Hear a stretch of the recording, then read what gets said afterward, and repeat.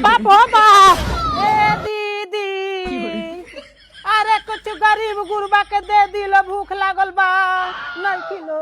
ए बहिना लागत सब केहू सरसों काटे गइल बा। ए बाबूनी अरे तनी कुछ लियावा हो है गरीब दुखिया के। चिल्लाई जन कितना हल्ला कल बनी दुआर पर जी। ए बछिया तार घर दुआर नात नतनी बकरा बकरी पारा पारी हित नात सब फूलर हो। ए बाबूनी अरे बाप रे बाप, इतना कुली आशीर्वाद रहुआ हमरा के देतन त ई सब आशीर्वाद रहुआ अपने पे काहे के ले ले कि रहुआ फरल फुलाई रहती।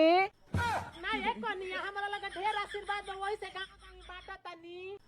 अरे दादा हो दादा हमरा का आशीर्वाद मत दी।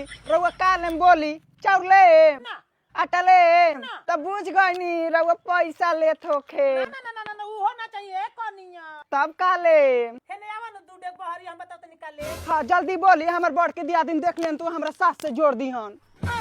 ए कनिया ना हमरा गेहूं चाउर आटा ओटा कुछ ना चाहिए, रुपया पैसा कुछ ना चाहिए। ए कनिया तब का ले ए कनिया बोली। हो देखा तू का हो। हाँ देखता बानी गोईठा चिपरी गोहरा हवे। हां तो वही में से एक पाती तनी है बोरवा में भर दे तू। गोहरा मांगे आइलिया हो। अरे बाप हो बाप। भतार काट गोहरा मांगे आइल बड़ी, अपने गैस के महामारी चलल बावे, ई गोहरा मांगे आइल बिया भतार काटी है भिख मांग। अरे माई हो मारी।